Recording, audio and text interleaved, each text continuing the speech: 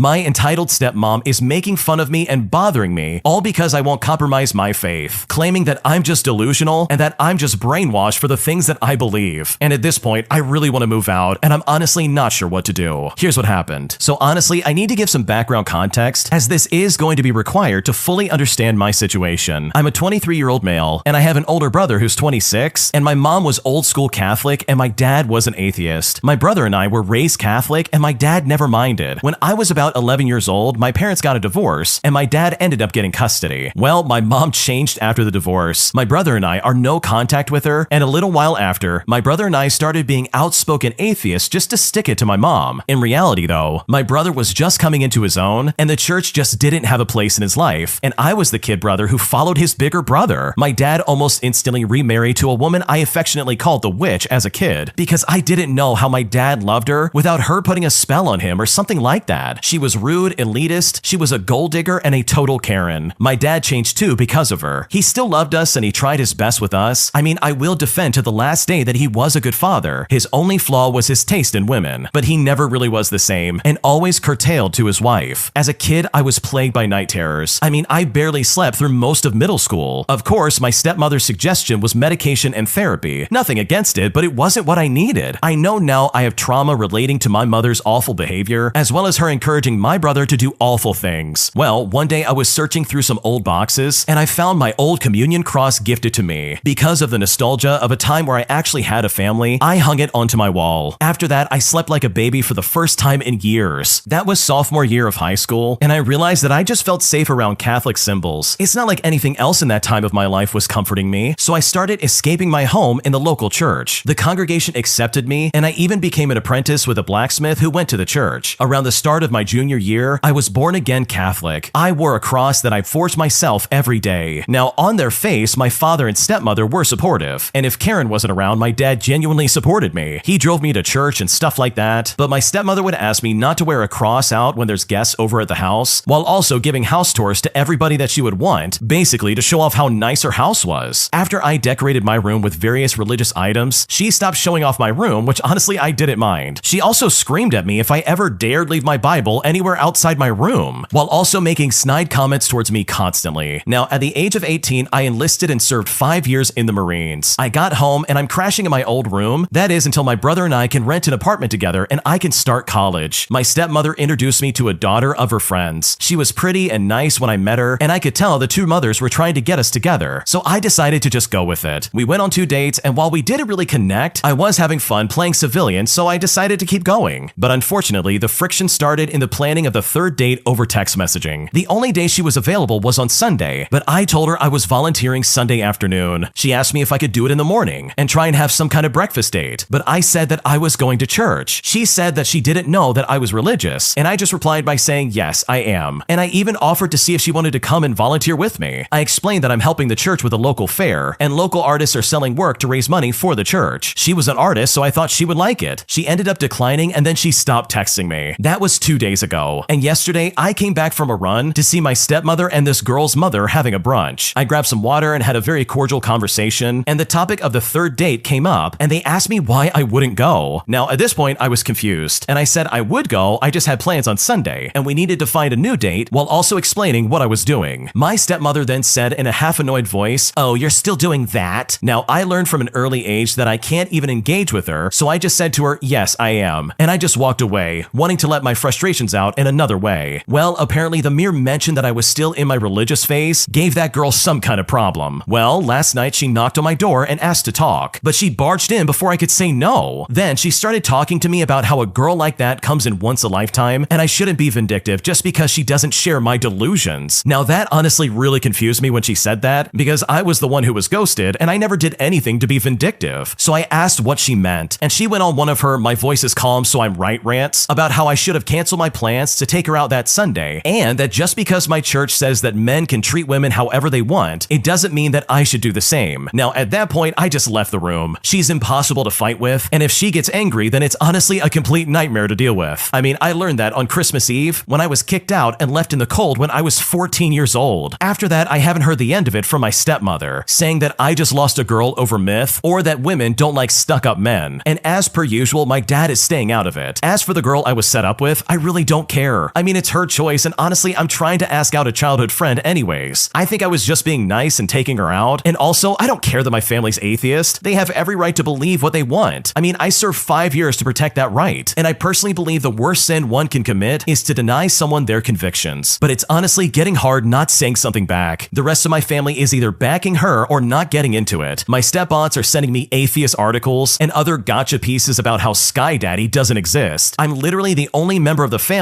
that's not some kind of outspoken atheist. I mean, I'm already a black sheep for enlisting instead of going to some Ivy League college and not selling my soul to politics or business. I've asked them to stop, but my wishes are not being respected because they feel the need to reverse the brainwashing that I've apparently gone through. It's really getting annoying. I don't want to go low to no contact because I love my dad and they're apparently a package deal. Now, when it comes to my brother, he's the only one being rational and he's backing me up. He thinks the whole thing is stupid and is putting in more time looking for apartments for us so we can just leave the house. I'm not hopeful that they'll come around and accept me, but I'm not compromising my faith just because my stepfamily wants to be awful. And honestly, at this point, I seriously don't know what to do. Your extended family are awful. I can't imagine coming after somebody all because of their religion. Like seriously, there's nothing wrong with someone saying, okay, I want to be Catholic now. Like the original poster is not hurting anybody. They're not going out of their way to attack anybody. They're just minding their own business and trying to worship and help out in the way they know how to do. It would be entirely different if this religion was causing some kind of like backlash or it was like really destructive in some kind of way. Like that would be entirely different and I would understand the step family being like, okay, we got to get you out of this. But honestly, this really seems like this is a private situation and this is something you try to follow yourself while also basically keeping it to yourself. Like, why do they care what religion you're following? Is it seriously that big of a deal where they have to get involved and assume you're brainwashed? I can't stand when people say that about anyone who's religious, by the way. That doesn't make sense to me, and honestly, like, people can make their own decisions. Just because somebody has faith in a different way than you doesn't mean they're brainwashed just because they believe it, because that argument could be flipped on all the atheists in this guy's family that are treating him like garbage. But with all things considered, in my opinion, these people do not sound like good family members. Your stepmom sounds like a piece of work, and your father's a coward for not defending you more. I mean, he was supporting you as a kid, but now he's allowing his stupid stepwife to step in and treat you like garbage, and that is not okay in my opinion, and the fact that he's letting this slide is so unacceptable. So truly, I don't blame you for keeping your faith, and hopefully when you move out and have your own place, you can finally start your own life, because your extended family sound absolutely awful, and honestly, the sooner you get away from them, the happier I truly think you are gonna be. If you like Am I the Jerk, you're probably going to love Am I the Genius. Check it out, link down below in the description. Also, go to amithejerk.com/submit if you would like to submit your own stories. Am I the jerk for asking the lady sitting next to me at a concert to stop knitting? Here's what happened. So I went to a concert tonight at a seated venue to see a folk singer. The music is relatively tame and quiet and fairly emotional, and seeing this artist is a pretty immersive musical experience. Well, at least it is for me. I was really excited to see this particular show at a seated theater where it's easier to just focus on the music. I'd venture a guess that most of the people who would go to this type of show are going because they're emotionally invested in this person's music. The show starts and I notice the woman sitting directly next to me is knitting. I think to myself, well, that's odd, but I guess it's okay. But as the show went on, I kept finding myself so distracted by this knitting. I must have tried for a solid 30 minutes to ignore it, but the constant motion in my peripheral vision and the quiet clicking of the needles kept stealing my attention away from the show. After a while, I felt like I couldn't focus on the show at all, and all I could think about was whether I should try to politely say something or not. The woman was with a partner, and I noticed on their other side there were 2 to 3 open seats, so I finally worked up the courage to politely say something. Now, I thought the best and least disruptive way to do that was to write a note on my phone and show it to her, so that's exactly what I did. Here's what the note said. I'm sorry to ask, and I know this is probably ridiculous, but the knitting is really distracting me from enjoying the show. Would you mind either stopping or moving 1 seat over? Again, I'm so sorry. Now, I don't know. I assumed anyone who knitted in public, and especially somebody at this kind of show where it's really chill, was probably a generally chill person themselves, so I was not expecting the kind of negative reaction that followed. The woman gave me the nastiest look, let out an angry sigh, and then threw her hands up, dramatically stuffing her knitting stuff into her bag, and huffed and puffed to her partner, and then got up and completely left the show. I was so baffled by how angry she got, especially since I tried really hard to phrase this as politely as I could. I even considered that maybe there are reasons beyond my understanding why someone might not be able to sit still during a show and might need to keep their hands busy for some reason. I thought to myself, are they neurodivergent? Some kind of recovery or some other reason? So with all of that in mind, I really tried to avoid speaking up out of sensitivity. And again, it's why I included the suggestion that maybe she could just slide over instead of stopping completely. Now, I realize that knitting knitting is definitely not the most disruptive thing a person could do at a concert, and I couldn't tell if me asking her to stop was unreasonable, and maybe I should have just sucked it up, but I thought I was polite about it, and I'm just still really shocked at how mad she got, and even more shocked that she completely left the show halfway through the set. So am I the jerk in this situation? What should I do? I don't think you're the jerk at all. You paid to go to a concert, and this lady was interrupting that. She could have been playing on her phone, she could have been talking to a friend or tapping her foot, she could have been doing any number of things that would have been really distracting from the concert that you paid for. And I really want to emphasize that a lot. You paid to be there just like everybody else, so it's really unfair that somebody else is taking away from that experience. It's like when you go to a concert and someone's holding up a sign and it's blocking your view of the concert itself. I don't know about you, but I've been on the receiving end of that, and trust me, everybody behind that person with the sign absolutely hates them. Put your sign down and get out of the way. Or when someone climbs up on someone else's shoulders in the same setting. Like seriously, get down or find another place to stand where you can see the concert. You're blocking the view for everybody else. And hey, maybe that's just me, but I honestly find all of these scenarios incredibly annoying. And here's the thing, if she was knitting during a concert that was a lot louder and had some kind of like energy behind it, then that really wouldn't be a problem. You probably would not hear the knitting at all and the clicking of the pins or anything like that. It would be completely drowned out by the music. But it sounds like this is not one of those concerts. This kind of seems like a more intimate and quiet experience, so I'm willing to bet there's some kind of like, I don't know, mutual understanding amongst audience members that you need to shut up if you're gonna be there. So no, in my opinion, I don't think you did anything wrong. I don't think you're the jerk, and honestly, the fact that that lady reacted in the way that she did is proof enough to me that she knew she shouldn't have been doing that in the first place. And honestly, if I was in your shoes, I probably would have done the exact same thing. Am I the jerk for calling my fiance manipulative after she decided to come back in 6 months with an answer about whether or not she would get a prenup before we get married? Here's what happened. So my fiance and I have been together for 4 years and living together for 2. My fiance is a 28-year-old female and I'm a 31-year-old male. I'm a lawyer specializing in commercial real estate and wanted a prenup. I never thought about it until I was in a relationship, but I thought about it when we got serious and talked to her about it. I also watched some YouTube videos about men getting absolutely destroyed in divorce, and I got really scared. Now, when I talked to her about this, she was extremely angry and thought I was trying to take advantage of her, and I also did it because my parents wanted me to. They have some assets they want to pass along to me. It's not a huge amount, but it's essentially a $1 million